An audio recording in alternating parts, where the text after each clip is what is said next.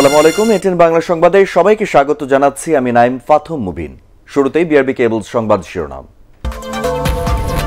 সকল মুক্তিযোদ্ধার মাসিক ভাতা 20,000 টাকা করার ঘোষণা প্রধানমন্ত্রীর, টাকা যাবে ব্যাংক অ্যাকাউন্টে।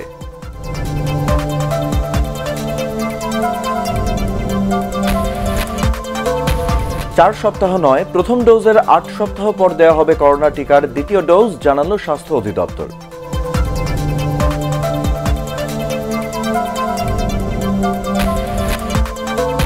রাজধানীতে টিকা নেয়ার পাশাপাশি বাড়ছে নিবন্ধনের হার, গুজব ছড়িয়ে লাভ হয়নি বললেন স্বরাষ্ট্রমন্ত্রী।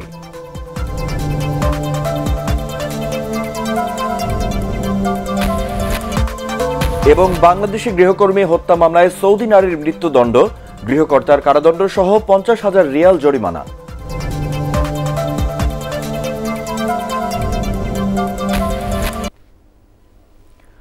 শুনছিলেন বিআরবি কেবল সংবাদ শিরোনাম। সংবাদে এছাড়াও থাকছে চট্টগ্রামের চাঁদগাঁওয়ে আন্তর্জাতিক মাতৃভাষা দিবসের অনুষ্ঠান নিয়ে প্রতিবেদন। সালাম সালাম হাজার সালাম সকল শহীদ স্মরণে আমার হৃদয় রেখে যেতে চাই তাদের স্মৃতির স্মরণে। এবার পুরো খবর। খেতাবপ্রাপ্ত সহ সকল মুক্তিযোদ্ধার মাসিক সম্মানী ভাতা 20,000 টাকা করার ঘোষণা দিয়েছেন প্রধানমন্ত্রী শেখ হাসিনা। এখন থেকে এই সম্মানী ভাতা সরাসরি পৌঁছে যাবে তাদের ব্যাংক অ্যাকাউন্টে। গণভবন থেকে অনলাইনে এই কার্যক্রমের উদ্বোধন করেন প্রধানমন্ত্রী। রিপোর্ট শফিকুল ইসলাম শামীমের। মুক্তিযোদ্ধাদের পূর্ণাঙ্গ তথ্য সম্বলিত এখন থেকে খেতাবপ্রাপ্ত এবং খেতাববিহীন মুক্তিযোদ্ধাদের সম্মানী ভাতা হবে একই, তবে বীরশ্রেষ্ঠদের পরিবারের জন্য আগের মতোই থাকবে বাড়তি সুযোগ সুবিধা। সব মুক্তিযোদ্ধার ভাতা 20,000 টাকা করার ঘোষণা দিয়ে প্রধানমন্ত্রী বলেন, দেশে কোনো মুক্তিযোদ্ধাই অবহেলায় থাকবেন না। সম্মানী ভাতা সরাসরি তাদের অ্যাকাউন্টে পৌঁছে দেওয়ার কার্যক্রমের উদ্বোধন করে প্রধানমন্ত্রী বলেন, মুক্তিযোদ্ধারা টাকার জন্য যাতে হয়রানির শিকার না হন সেজন্যই ডিজিটাল পদ্ধতিতে ভাতা দেওয়া শুরু হয়েছে। আমরা 20,000 টাকা করেই মুক্তিযোদ্ধাদের ভাতা বৃদ্ধি করব। তবে আজকে যেটা আমরা করেছি যে আজকে অনলাইনে ডিজিটাল পদ্ধতিতে যাবে, আজকে যে ভাতাটা যাচ্ছে সেটা সেভাবেই যাবে। তবে এটা একটু করতে সময় নেবে, কারণ বাজেটে টাকা সব কিছু ব্যবস্থা করতে একটু সময় লাগবে। তবে এটা আমরা করে দেব এবং সেভাবে আমি একটা হিসেব করেছি যে সাধারণ মুক্তিযোদ্ধা এবং তারপরে যারা আছেন 12,000 টাকা পান, এরপর আবার কেউ 15, কেউ 20, সেটা না করে সবাই 20,000 টাকা থেকেই সবাই পাবেন। মুক্তিযোদ্ধাদের ভাতা বৃদ্ধি, রাষ্ট্রীয় সম্মানে দাফন এবং তাদের আবাসন ব্যবস্থা সহ বর্তমান সরকারের নানা উদ্যোগের কথা তুলে ধরেন প্রধানমন্ত্রী। মুক্তিযোদ্ধাদের পরিবার যাতে ভালোভাবে চলতে পারে সেজন্য সব ধরনের পদক্ষেপ নেওয়া হয়েছে বলেও জানান তিনি। মুক্তিযোদ্ধারা ভিক্ষা করে খাবে, ঘর থাকবে না, তাদের ছেলে মেয়েরা অবহেলিত থাকবে, এটা অন্তত আমি যতদিন বেঁচে আছি এটা হতে পারে না, এটা আমরা মানতে পারি না। কারণ তাদের অবদানই তো আমাদের স্বাধীনতা। আজকে আমরা যে যা কিছু হচ্ছি, যত সম্পদ যে যা কামাচ্ছি, সবই তো তাদের অবদানের জন্য। সে কথাটা সবাইকে মনে রাখতে হবে। তাই যারা বিভিন্ন এলাকায় বিত্তশালী আছেন তাদেরকে আমি অনুরোধ করব, যদি কোনো মুক্তিযোদ্ধা এরকম অবহেলিত থাকে অবশ্যই আপনারা নিজের উদ্যোগে তাদের সমস্যাটা দূর করা। পরে ভাতাপ্রাপ্ত মুক্তিযোদ্ধাদের সাথে অনলাইনে যুক্ত হয়ে কুশল বিনিময় করেন প্রধানমন্ত্রী। বীর মুক্তিযোদ্ধারা আগে 3 মাস পর পর তাদের ভাতা পেতেন, এখন থেকে প্রতি মাসেই তারা তাদের সম্মানের টাকা তুলতে পারবেন। জয় বাংলা, জয় বঙ্গবন্ধু। শফিকুল ইসলাম শামীম, এটিএন বাংলা, ঢাকা। প্রধানমন্ত্রী এখন 4 সপ্তাহ নয়, 8 সপ্তাহ পরে করোনা ভ্যাকসিনের দ্বিতীয় ডোজ দেওয়া হবে বলে জানিয়েছেন স্বাস্থ্য অধিদপ্তরের মহাপরিচালক অধ্যাপক ডক্টর আবুল বাশার মোহাম্মদ খুরশিদ আলম। স্বাস্থ্য অধিদপ্তরের সাংবাদিকদের তিনি একথা জানান। তিনি বলেন, যাদের 4 সপ্তাহ বা 1 মাস পরে টিকার দ্বিতীয় ডোজ নেওয়ার তারিখ দেওয়া হয়েছে তাদের পরবর্তী ডোজের নতুন তারিখ SMS এর মাধ্যমে জানানো হবে। আমি মনে করি ওয়ার্ল্ড হেলথ অর্গানাইজেশনের তাদেরও একটা সাজেশন আছে, ব্রিটিশ জার্নালগুলো যেগুলো মেডিসিন সম্পর্কিত আছে সেখানকারও তথ্য আছে। সব কিছু মিলে আমরা দেখেছি যে 8 থেকে 12 সপ্তাহ রিকমেন্ডেশন আছে। তো সেই ক্ষেত্রে আমরা 8 সপ্তাহটাকে বেছে নিচ্ছি। এই জন্য বেছে নিচ্ছি যে এটা আমাদের ভ্যাকসিন ডিপ্লয়মেন্ট প্ল্যানকে কার্যকরী করতে। এদিকে ভারত থেকে করোনার টিকার দ্বিতীয় চালান 22 ফেব্রুয়ারি দেশে আসবে বলে জানিয়েছেন সরবরাহকারী প্রতিষ্ঠান বেক্সিমকো ফার্মার ব্যবস্থাপনা পরিচালক নাজমুল হাসান পাপন। এবার আসবে অক্সফোর্ডের 20 থেকে 30 লাখ ডোজ টিকা। কুর্মিটোলা জেনারেল হাসপাতালে টিকা নিয়ে পাপন আরও জানান, এখনই বেসরকারিভাবে টিকা আনার কোনো পরিকল্পনা নেই। ভ্যাকসিন কতটুকু এফেক্টিভ সেটা ইম্পর্টেন্ট না, একটা জিনিস তো আপনাদের মনে রাখতে হবে যে যেটা নাকি বিজ্ঞানীরা বলছে, সায়েন্টিস্টরা বলছে, ওয়ার্ল্ড ওয়াইড স্বীকৃত যে এইটা দিলে আপনার মৃত্যু হবে না কোভিডে, এইটা ওরা এনশিওর করছে। এর চেয়ে বেশি আর কি দরকার। টিকার দ্বিতীয় চালান এই মাসে আসবে, ওই 21 থেকে 25 বলেছিলাম, 22 তারিখে আশা করছি চলে আসবে আমাদের দ্বিতীয় চালান। 20-30 লাখের মতো আসবে, আমাদের ডিমান্ডের উপরে নির্ভর করবে। রাজধানীতে করোনার টিকা নেওয়ার পাশাপাশি বাড়ছে নিবন্ধনের হার। রাজারবাগ পুলিশ লাইন্স হাসপাতালে টিকা নিয়ে স্বরাষ্ট্রমন্ত্রী আসাদুজ্জামান খান বলেন, গুজব ও নেতিবাচক প্রচারণা উপেক্ষা করে মানুষ উৎসব মুখর পরিবেশে টিকা নিচ্ছেন। প্রধানমন্ত্রীর উৎসাহে এদিন টিকা নিয়েছেন তার চাচা শেখ কবির হোসেন। সকল ভয়ভীতি কাটিয়ে সবাইকে টিকা নেওয়ার পরামর্শ চিকিৎসকদের। বিস্তারিত জানাচ্ছেন নিয়াজ জামান সজীব। করোনাকালে সবচেয়ে আকাঙ্ক্ষিত ছিল টিকা। দেশের মানুষ এখন বিনামূল্যে সেই টিকা নিতে পারছেন। দিন যতই যাচ্ছে মানুষের ভেতরে করোনার ভ্যাকসিন নেওয়ার আগ্রহ বাড়ছে, বেড়েছে নিবন্ধনের হারও। আর তাই দিনের শুরুতেই টিকাদান কেন্দ্রগুলোতে লক্ষ্য করা গেছে মানুষের ভিড়। নিয়ম অনুযায়ী নিবন্ধন করার পরে ফিরতি SMS পাওয়ার পর নির্দিষ্ট দিনেই টিকা নিতে কেন্দ্রে হাজির হচ্ছেন তারা।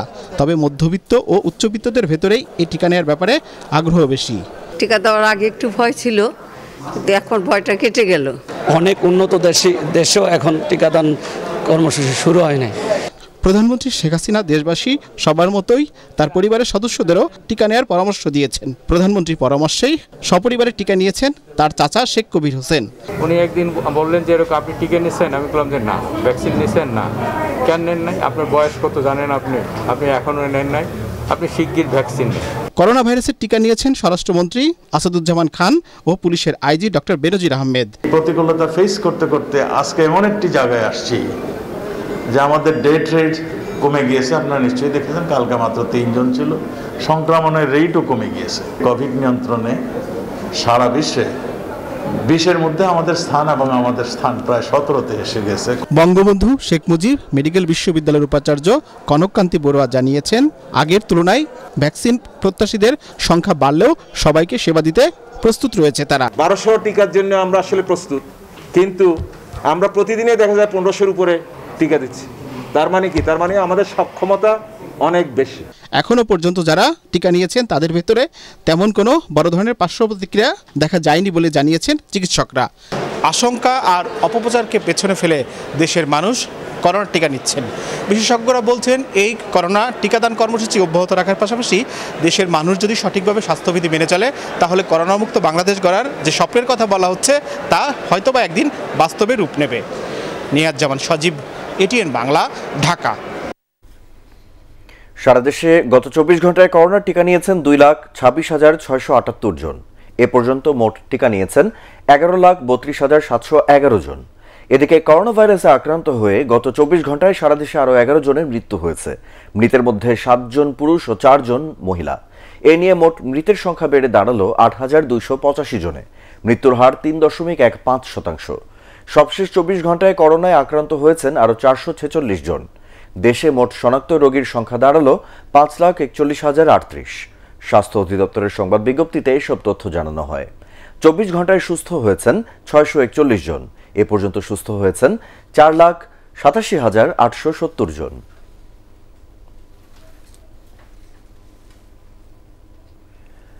রাজনীতিবিদরা এখন নিজেদের স্বার্থের কথা আগে ভাবেন বলে মন্তব্য করেছেন রাষ্ট্রপতি মোহাম্মদ আব্দুল হামিদ।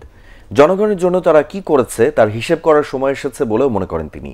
বঙ্গভবন থেকে ভার্চুয়ালি বিমান বাহিনীর বরিশাল রেডার ইউনিট এবং হেলিকপ্টার সিমুলেটর ট্রেনিং ইনস্টিটিউটের উদ্বোধনী অনুষ্ঠানে রাষ্ট্রপ্রধান এসব কথা বলেন। সিমুলেটর ইনস্টিটিউট প্রসঙ্গে রাষ্ট্রপতি বলেন, এতদিন বিমান বাহিনীতে কোনো সিমুলেটর ট্রেনিং ইনস্টিটিউট না থাকায় হেলিকপ্টারের উড্ডয়ন প্রশিক্ষণ ছিল ব্যয়বহুল এবং সময় সাপেক্ষ। বরিশালের রেডার ইউনিটের গুরুত্ব তুলে ধরে তিনি বলেন, এর মাধ্যমে দেশের ভূকৌশলগত অবস্থান, বিশাল সমুদ্র সীমার অর্থনৈতিক কর্মকাণ্ডের নিরাপত্তা বিধান, প্রাকৃতিক কাজে উদ্ধার কাজ ও ত্রাণ তৎপরতা সহজ হবে। রেডার উদ্বোধন অনুষ্ঠানে বিমান বাহিনী প্রধান air chief marshal Masihuzzaman Serniabat সহ সামরিক বেসামরিক উচ্চপদস্থ কর্মকর্তারা উপস্থিত ছিলেন। বাংলাদেশ বিমান বাহিনীর রয়েছে গৌরবময় ইতিহাস। জাতির পিতার উদাত্ত আহ্বানে সাড়া দিয়ে তৎকালীন বিমান বাহিনীর সদস্যগণ আপামর জনতার সাথে কাঁধে কাঁধ মিলিয়ে 1971 সালের মহান মুক্তিযুদ্ধে প্রত্যক্ষভাবে অংশগ্রহণ করেছিলেন। শুধু বাংলাদেশের জনগণ নয়, সমস্ত পৃথিবী বিএনপির কাছ থেকে মুখ ফিরিয়ে নিয়েছে বলে মন্তব্য করেছেন আওয়ামী লীগ নেতারা। তারা বলেন, জনবিচ্ছিন্ন হয়ে বিএনপি এখন ষড়যন্ত্রের পথ বেছে নিয়েছে। গণতন্ত্র হত্যা দিবস পালন উপলক্ষে রাজধানীতে ঢাকা মহানগর আওয়ামী লীগ দক্ষিণ আয়োজিত প্রতিবাদ সমাবেশে তারা এসব কথা বলেন। 1996 সালের 15ই ফেব্রুয়ারি বিএনপি ভোটারবিহীন নির্বাচন দিয়ে গণতন্ত্রের নামে প্রহসনের জন্ম দিয়েছিল বলেও মন্তব্য করেন নেতারা। আবু আহমেদ মান্নাফির সভাপতিত্বে এ সভায় অন্যান্যের মধ্যে বক্তব্য রাখেন আওয়ামী লীগের প্রেসিডিয়াম সদস্য বেগম মতিয়া চৌধুরী, জাহাঙ্গীর কবির নানক, যুগ্ম সাধারণ সম্পাদক ডক্টর দীপু মনি ও তথ্যমন্ত্রী ডক্টর হাসান মাহমুদ। জনগণ কর্তৃক প্রত্যাখ্যাত হয়ে তারা আজকে ষড়যন্ত্রের পথ বেছে নিয়েছে। তাই আওয়ামী লীগের নেতা কর্মীদের বলি, আমাদের সজাগ থাকতে হবে। লেখাপড়া বলেন, সুকুমার বৃত্তি বলেন, সুস্থ রাজনীতি বলেন, জনগণের উন্নতি বলেন, এই দেশের সম্মানের উচ্চ শিখরে নিয়ে যাওয়া বলেন, সব কিছুই বিএনপির হাতে কদর্থ এবং কদাকারে পরিণত হয়। দেশের মঙ্গলের জন্য যে কোনো সময় পদত্যাগ করতে প্রস্তুত বলে জানালেন নির্বাচন কমিশনার মাহবুব তালুকদার। কে এম নুরুল হকের নেতৃত্বে ইসির 4 বছর পার করার পর অনিয়মের অভিযোগে 42 নাগরিকের দাবির প্রতিক্রিয়ায় তিনি একথা জানান। নিজ দপ্তরের সংবাদ সম্মেলনে মাহবুব তালুকদার বলেন, বর্তমান কমিশনের অধীনে সকল নির্বাচন সুষ্ঠু হয়েছে দাবি করা হলেও তা জনগণের দাবির সাথে সঙ্গতিপূর্ণ নয়। আমি যে বক্তব্য রাখি, বিগত 4 বছর আমরা তো একটা প্রসেসের মধ্য দিয়ে নির্বাচন কমিশনার হয়েছি। পদত্যাগ তো আমাদের কাছে দাবি করেছেন কিনা আমি জানি না। দাবি যদি করে থাকেন তাহলে আমি ব্যক্তিগতভাবে পদত্যাগ করলে যদি লাভ হয়, দেশের যদি কোনো উপকার হয়, তাহলে আমি যে কোনো মুহূর্তেই পদত্যাগ করতে প্রস্তুত। চতুর্থ দফায় নোয়াখালীর ভাসানচরে গেলেন হাজারো রোহিঙ্গা। সকালে চট্টগ্রাম থেকে নৌবাহিনীর জাহাজ 2011 জন রোহিঙ্গা নিয়ে ভাসানচরের উদ্দেশ্যে রওনা হয়। এর আগে ভাসানচরে স্থানান্তরের উদ্দেশ্যে গতকাল কক্সবাজার থেকে চট্টগ্রামে আনা হয় তাদের। রোববার দুপুরে উখিয়া ডিগ্রি কলেজ মাঠ থেকে প্রথম দফায় 22টি বাসে 1152 জন রোহিঙ্গাকে চট্টগ্রামে পাঠানো হয়। গত বছরের 4 ডিসেম্বর প্রথম দফায় স্থানান্তর করা হয় 1642 জনকে। 29 ডিসেম্বর দ্বিতীয় দফায় 1804 জনকে এবং চলতি বছরের 29 ও 30 জানুয়ারি তৃতীয় দফায় স্থানান্তর করা হয় 3242 জন রোহিঙ্গাকে। পর্যায়ক্রমে 1 লাখ রোহিঙ্গাকে ভাসানচরে সরিয়ে নেওয়ার পরিকল্পনা রয়েছে সরকারের। 2017 সালে মিয়ানমারের রাখাইনে রোহিঙ্গা জনগোষ্ঠীর উপর নৃশংস হত্যাযজ্ঞ শুরু হলে প্রায় 8 লাখ রোহিঙ্গা বাংলাদেশে পালিয়ে আসে। ভারতের প্রথম চাওয়া রোহিঙ্গারা নিজ দেশে ফিরে যাক, আর এজন্য সংকটের মূলে কাজ করবে ভারত। সকালে জাতীয় প্রেস ক্লাবের ডিক্যাবের এক অনুষ্ঠানে ঢাকায় নিযুক্ত ভারতীয় হাই কমিশনার বিক্রম কুমার দোরাইস্বামী বলেন, ভারত বাংলাদেশের ওপর দাদাগিরি করে না। চীন বা অন্য কোনো দেশের সাথে বাংলাদেশের সম্পর্কের গভীরতাও দিল্লির চিন্তার বিষয় নয়। হুমায়ুন চিশতি রিপোর্ট। বাংলাদেশের সাথে চীনের সম্পর্ক গভীর হলে সেটা ভারতের জন্য কতটা উদ্বেগের, এমন প্রশ্নের সরাসরি জবাব ঢাকায় নিযুক্ত ভারতীয় হাই কমিশনারের। I really wouldn't want to spend my time speculating about your relations with others because my main concern is your relationship with me. Vikram দোরাইস্বামীর দাবি, দাদাগিরি শব্দটা ভারত বাংলাদেশ সম্পর্কের সাথে যায় না, বরং সম্পর্কটা বিশেষ ধরনের বন্ধুত্বের। ব্যাখ্যায় তিনি জানান, ভারতের দেয়া বৈদেশিক ঋণের 28% পায় Bangladesh. Our friendship is based on respect and affection. Bangladesh is our largest development partner. So we have to look to a shared future. A future when 170 million Bangladeshis and 1.2 billion Indians can see what more we can do together. কূটনৈতিক সাংবাদিকদের সংগঠন ডিক্যাবের অনুষ্ঠানে সাংবাদিকরা প্রশ্ন তোলেন সীমান্তে মানুষ হত্যা প্রসঙ্গে। দোরাইস্বামী জানান, ইচ্ছে করে কোনো হত্যা হয় না। সীমান্তে প্রায় সমান সংখ্যক ভারতীয় মারা যায়, তবে দুপক্ষ থেকেই সমস্যা সমাধানের চেষ্টা চলছে। Almost 50% of the number of cases in the last 10 years are of Indians also shot on our side of the border. This is not a situation that anybody wants. Let us work harder to ensure a crime-free border. Rohingya ইস্যুতে এক প্রশ্নের জবাবে high commissioner বলেন, রোহিঙ্গাদের প্রত্যাবাসন শুরু হোক, এটাই চাওয়া। ভারত কাজ করতে চায় রাখাইনে সংকটের শিকড়ে গিয়ে। As a member of the Security Council now, we think we can add a pragmatic and result-oriented approach to it, so that people focus on the first and foremost challenge, which should be to facilitate the start of returns from Bangladesh to Myanmar of displaced persons. তিস্তার পানি চুক্তি এখনই না হলেও অন্য 6 নদীর বিষয়টি এগিয়ে যাচ্ছে বলে জানান দোরাইস্বামী। করোনা পরিস্থিতি স্বাভাবিক না হলে ভারতীয় ট্যুরিস্ট ভিসা চালু হচ্ছে না বলেও জানান তিনি।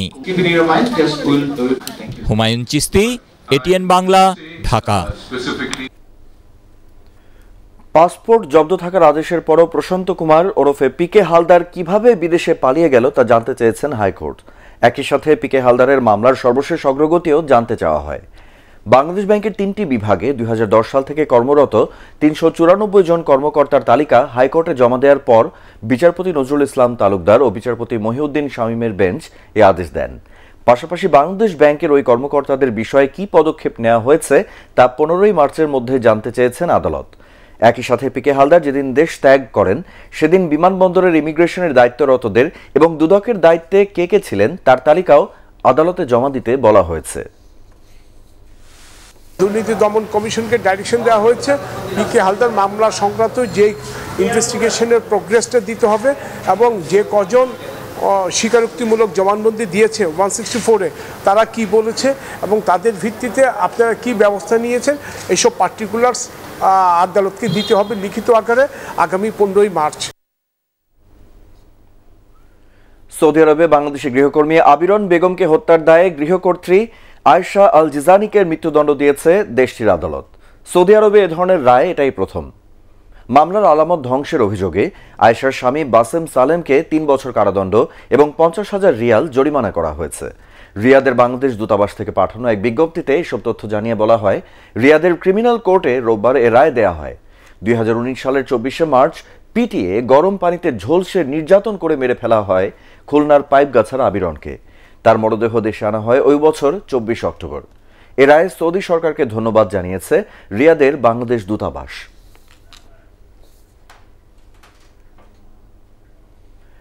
বঙ্গবন্ধুর স্বপ্নের বাংলাদেশ গড়ে তুলতে শিক্ষার্থীদের এগিয়ে আসার আহ্বান জানিয়েছেন এটিএন বাংলা ও এটিএন নিউজের চেয়ারম্যান ডক্টর মাহফুজুর রহমান।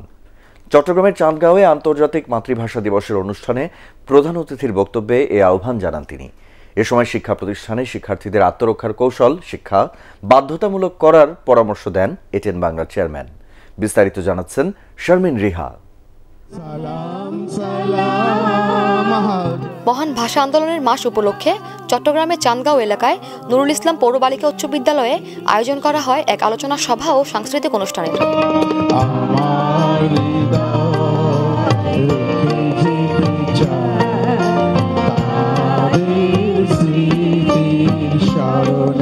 অনুষ্ঠানের উদ্বোধন করেন বিদ্যালয়টির প্রতিষ্ঠাতা সাবেক মন্ত্রী নুরুল ইসলাম বিএসসি ও এটিএন বাংলা ও এটিএন নিউজের চেয়ারম্যান ডক্টর মাহফুজুর রহমান। পরে আলোচনা পর্বে দিক নির্দেশনামূলক বক্তব্য রাখেন বিদ্যালয়টির প্রতিষ্ঠাতা নুরুল ইসলাম বিএসসি।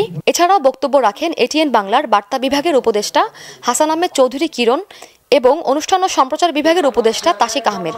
মাহফুজুর রহমান তিনি বাংলাদেশে নন, আন্তর্জাতিক খ্যাতিসম্পন্ন ব্যক্তিত্ব এবং ওনাকে পেয়ে আমাদের স্কুলের আমাদের স্কুলের সব জায়গায় আজকে জাগরণ এসেছে। এটিএন বাংলা বাংলা ভাষায় কথা বলে।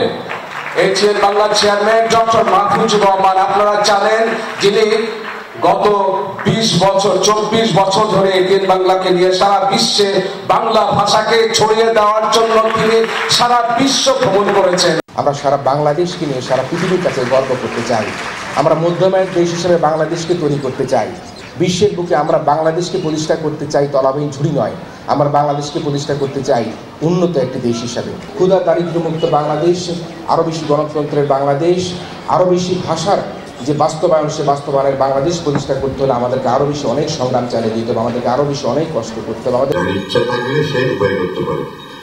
আমি প্রেস ক্লাবের পক্ষ থেকে তার দীর্ঘায়ু কামনা করছি, তার সফলতা কামনা করছি, মহান সমর্থন জানাই। প্রধান অতিথির বক্তব্যে শিক্ষক ও গুরুজনদের প্রতি সম্মান দেখাতে শিক্ষার্থীদের পরামর্শ দেন এটিএন বাংলা ও এটিএন নিউজের চেয়ারম্যান ডক্টর মাহফুজুর রহমান। তিনি বলেন, মানুষের মতো মানুষ হতে নৈতিক শিক্ষার কোনো বিকল্প নেই। বঙ্গবন্ধু শেখ মুজিবুর রহমান জাতির পিতা, তার স্বপ্ন ছিল সোনার, সবসময় একটা কথা বলতেন, সোনার বাংলা গড়ে তোলা। উনি সোনার বাংলা গড়ে দিতে পারেন নাই, ওনাকে মেরে ফেলা হয়েছিল। আমরা আগামী প্রজন্মের যারা তোমরা ছেলে মেয়ে আসো, তোমরা প্রতিজ্ঞা করো, তোমরা তার সোনার বাংলার স্বপ্ন গড়ার যে স্বপ্ন, তোমরা সেটা সফল করবে। আজকাল ছেলেমেয়েরা শিক্ষকদেরকে সম্মান করতে জানে না, বিভিন্ন জায়গায় শিক্ষকদেরকে অপমান করে। তোমরা মনে রাখবা ছাত্রছাত্রীরা, যে তোমাদেরকে যেই যারা তৈরি করতেছে, গড়তেছে যারা, এই শিক্ষকদেরকে তোমার বাবা মার পরেও পরে সম্মান করবা। তোমাদের জীবন গড়তে হবে, মানুষ হতে হবে, তোমার দেশের কাজে নিজেকে নিয়োজিত করতে পারবে। এ সময় সবার অনুরোধে জনপ্রিয় কিছু গান গেয়ে শোনান ডক্টর মাহফুজুর রহমান।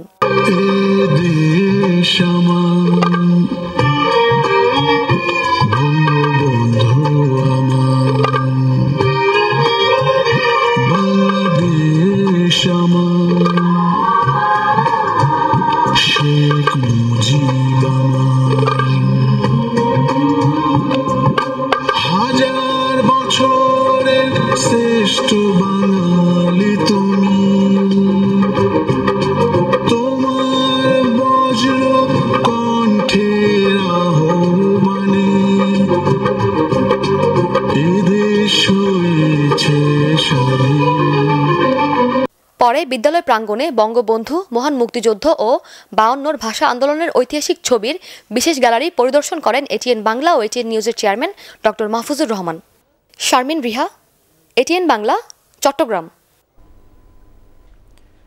চট্টগ্রাম সিটি কর্পোরেশনের মেয়র হিসেবে দায়িত্ব নিলেন রেজাউল করিম চৌধুরী। দুপুরে দায়িত্বভার গ্রহণ করে মশক নিধন ও বর্জ্য ব্যবস্থাপনাকে অগ্রাধিকার দিয়ে কাজ করার ঘোষণা দেন তিনি।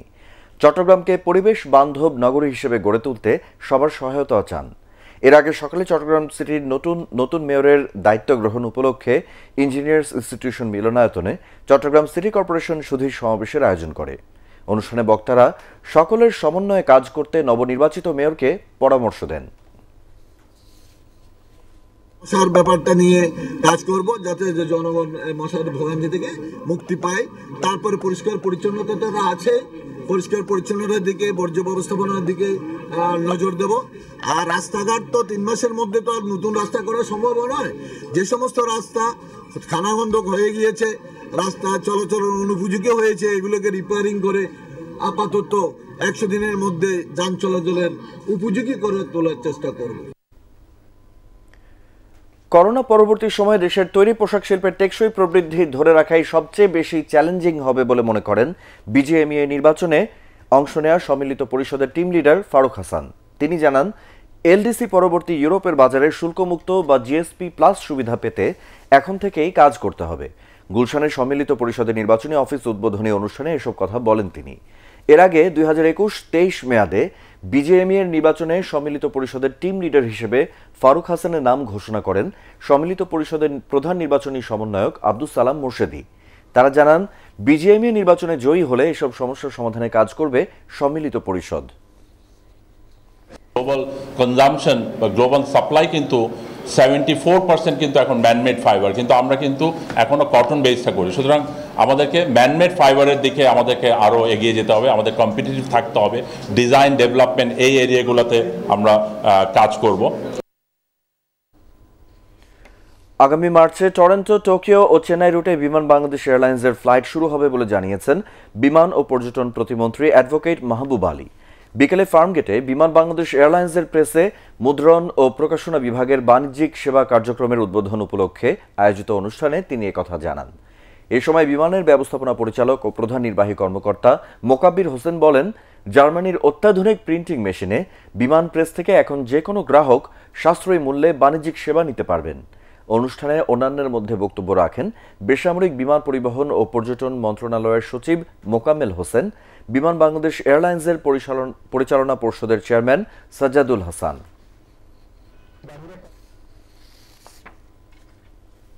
এবারে আল আরাফা ইসলামী ব্যাংক অর্থ সংবাদ।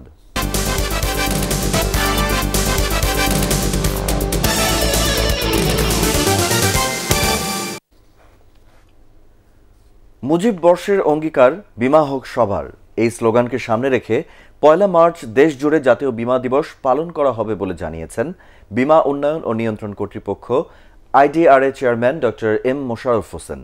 নিজ কার্যালয়ে এক সংবাদ সম্মেলনে তিনি জানান, ১ মার্চ বঙ্গবন্ধু আন্তর্জাতিক সম্মেলন কেন্দ্রে এ উপলক্ষে এক অনুষ্ঠানে প্রধান অতিথি হিসেবে ভার্চুয়ালি যুক্ত থাকবেন প্রধানমন্ত্রী শেখ হাসিনা। সভাপতিত্ব করবেন অর্থমন্ত্রী আহম মুস্তফা কামাল।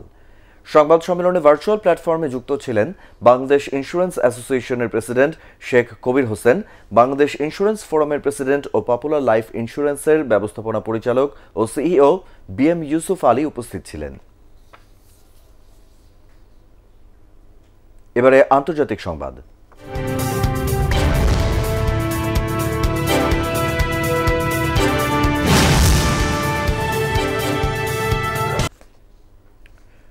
সশস্ত্র বাহিনীর কাজে বাধা দিলে ২০ বছর পর্যন্ত কারাদণ্ড হতে পারে বলে বিদ্রোহীদের হুঁশিয়ারি করে দিয়েছে মিয়ানমারের সামরিক সরকার। এছাড়া অভ্যুত্থানের নেতাদের বিরুদ্ধে কোনো কটু মন্তব্য বা বিরুদ্ধাচরণ করলে দীর্ঘমেয়াদী সাজা এবং জরিমানা গুনতে হবে বলেও সতর্ক করা হয়।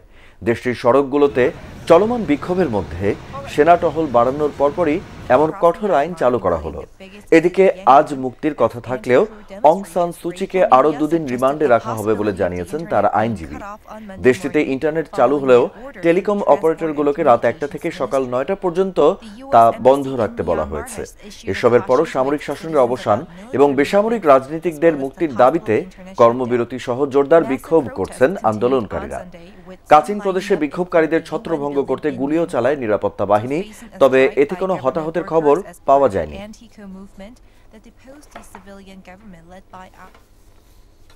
এ পর্বের শুরুতেই বাণিজ্য সংবাদ।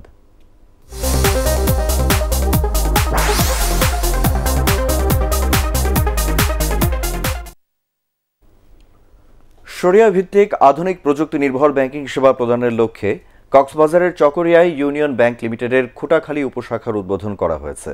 ব্যাংকের প্রধান কার্যালয় থেকে ভিডিও কনফারেন্সের মাধ্যমে উদ্বোধন করেন প্রধান অতিথি ব্যাংকের ব্যবস্থাপনা পরিচালক এবিএম মোকাম্মেল হক চৌধুরী।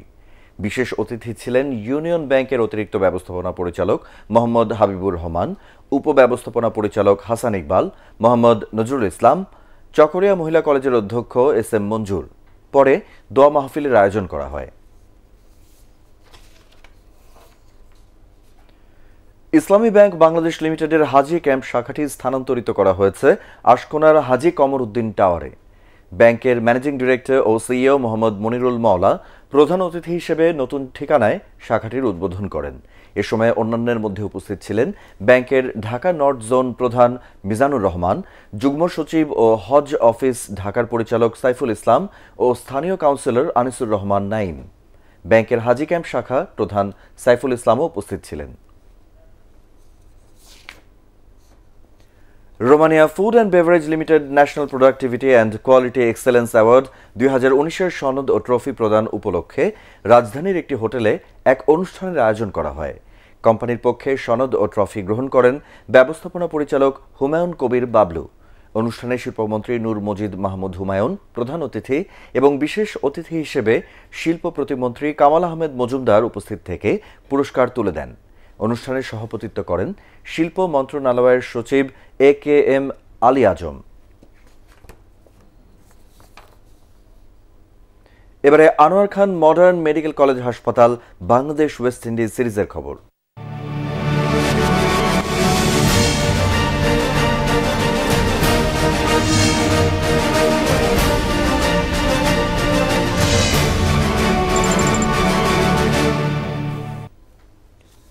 টেস্ট সিরিজে ওয়েস্ট ইন্ডিজের কাছে হোয়াইট ওয়াশ হওয়ায় হতাশ বিসিবি সভাপতি নাজমুল হাসান পাপন ও বাংলাদেশি অলরাউন্ডার সাকিব আল হাসান। এ সময় বোর্ড সভাপতি বলেন, তরুণদের পাশাপাশি অভিজ্ঞ ক্রিকেটারদের টেস্টে আরও উন্নতির প্রয়োজন রয়েছে। মোমিনুর রিপনের রিপোর্ট। ওয়ানডেতে হোয়াইট ওয়াশ করার পর টেস্টে ওয়েস্ট ইন্ডিজের কাছে নিজেরাই হোয়াইট ওয়াশ হয়েছে বাংলাদেশ। যদিও অনভিজ্ঞ দল নিয়ে আসায় শুরুতে স্বাগতিকরা নিজেদের ফেভারিট হিসেবেই মনে করছিল, অথচ লঙ্গার ভার্সনে উইকেটে পড়ে থাকার চেয়ে দ্রুত গতিতে রান তুলতে বেশি মনোযোগী দেখা গিয়েছিল ব্যাটসম্যানদের। অসন্তুষ্ট বোর্ড সভাপতি এজন্য দুই ফরম্যাটে আলাদা দল তৈরির কথাই ভাবছেন। টেস্ট এবং অন্যান্য খেলার মধ্যে একটা বিরাট পার্থক্য। আমরা যেভাবে ওরা ব্যাটিং করেছে আমাদের মানে স্টার প্লেয়ার্সরা, তাতে করে মনে হয়নি এটা টেস্টের ব্যাটিং। ওয়েস্ট ইন্ডিজের মতো টিম যদি টেস্টের আলাদা সেট থাকে, আলাদা টিম থাকে, বাংলাদেশের কেন থাকবে না? আমাদের টেস্টের জন্য একটা আলাদা টিম তৈরি করতে হবে। সেই সাথে ক্রিকেটারদের মাইন্ডসেট ও কৌশলে আরও বেশি উন্নতি করা প্রয়োজন বলেও মনে করেন ক্রিকেট বোর্ড সভাপতি। ইমপ্রুভমেন্ট যে করতে হবে, ইভেন দোজ নামকরা প্লেয়ারদেরও এই রিয়েলাইজেশনটা এসছে এবং it is a continuous process. আমি মনে করি এটা একদিক দিয়ে ভালো হয়েছে যে জিতে গেলে হতো কি জানেন, সব ভুলে যেতাম, আর কিছু হতো না। এখন সামনে চেঞ্জ করার, মাইন্ডসেট চেঞ্জ করা, কাজে চেঞ্জ করার একটা সুযোগ হলো। অ্যান্ড স্ট্র্যাটেজি অ্যান্ড প্ল্যানিং, এবং এই প্ল্যানিংটা has to be long term. Short term immediate আমি একটা কিছু করে জিতে যেতে পারি, এটাতে কিন্তু সাস্টেনেবল হবে না। অবশ্যই আমাদের লং টার্ম প্ল্যানিংয়ের কথা চিন্তা করতে হবে। এদিকে একটি বেসরকারি সংস্থার ক্যাম্পেইনে যোগ দিয়ে দলের পারফরমেন্স নিয়ে অসন্তোষ প্রকাশ করেন সাকিব আল হাসানও। অবশ্যই তো হার কাম্য নয়, বাট ক্রিকেটে, শুধু ক্রিকেটে না, প্রতিটা খেলাতেই কেউ হারবে কেউ জিতবে, সব দিক থেকে বাংলাদেশ এগিয়ে যাচ্ছে, বাট উন্নতি তো শেষ নাই। ক্যারিবীয়দের বিপক্ষে হোম সিরিজটা চরম হতাশাতে শেষ করলো টাইগাররা। নিজেদের না বদলালে সামনে নিউজিল্যান্ড সফরে আরও কঠিন পরীক্ষা দিতে হবে বাংলাদেশকে। মোমিনুর রিপন, এটিএন বাংলা, ঢাকা। এ পর্যায়ে পার্টেক্স খেলার খবর।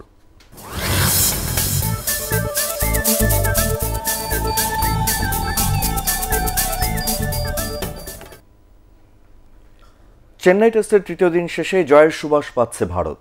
জয়ের জন্য ইংল্যান্ডের প্রয়োজন আরও 429 রান, আর ভারতের দরকার 7 উইকেট। দিন শেষে ইংলিশদের সংগ্রহ 3 উইকেটে 53 রান। এর আগে দিনের শুরুতে 1 উইকেটে 54 রান নিয়ে খেলতে নেমে 286 রান করে ভারত। দলের পক্ষে সর্বোচ্চ 106 রান করেন রবিচন্দ্রন অশ্বিন। তাতে ইংল্যান্ডকে 482 রানের কঠিন টার্গেট ছুড়ে দেয় স্বাগতিকরা। এর আগে প্রথম ইনিংসে ভারতের করা 329 রানের জবাবে 134 রানে গুটিয়ে যায় ইংলিশরা।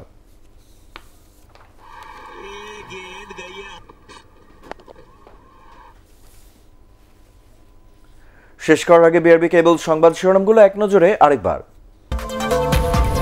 সকল মুক্তিযোদ্ধার মাসিক ভাতা 20,000 টাকা করার ঘোষণা প্রধানমন্ত্রীর, টাকা যাবে ব্যাংক অ্যাকাউন্টে।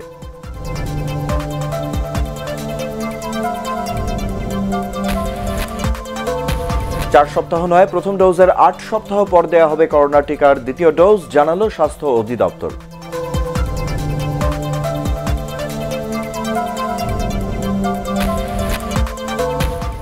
রাজধানীতে টিকা নেয়ার পাশাপাশি বাড়ছে নিবন্ধনের হার, গুজব ছড়িয়ে লাভ হয়নি বললেন স্বরাষ্ট্রমন্ত্রী।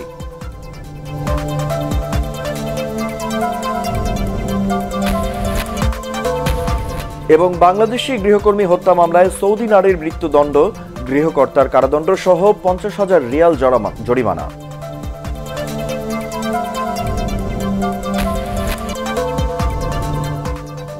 পরবর্তী সংবাদ দেখার আমন্ত্রণ জানিয়ে এখনকার মতো শেষ করছি। করোনা ভাইরাস থেকে নিজেকে সুরক্ষিত রাখতে মাস্ক পরুন, বারবার হাত পরিষ্কার করুন। এটিএন বাংলার সংবাদ ইউটিউবে দেখতে ব্রাউজ করুন youtube/ATN Bangla News। ধন্যবাদ।